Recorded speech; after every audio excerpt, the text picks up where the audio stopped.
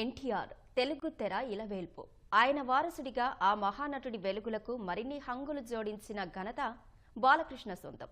తండ్రి చాటు కుమారుడుగానే కెమెరా ముందుకొచ్చిన ఆ తర్వాత తండ్రికి తగ్గ తనయుడు అనిపించుకున్నారు.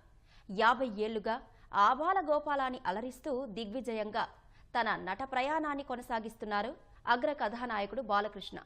ఇప్పుడు ఆయన పద్మభూషణ్ నందమూరి బాలకృష్ణ.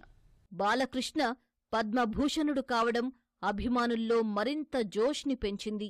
బాలకృష్ణ ప్రయాణం తాతమ్మ కలతో మొదలైనా హీరోగా ఆయన పూర్తిస్థాయి ప్రయాణం సాహసమే జీవితంతో మొదలైంది.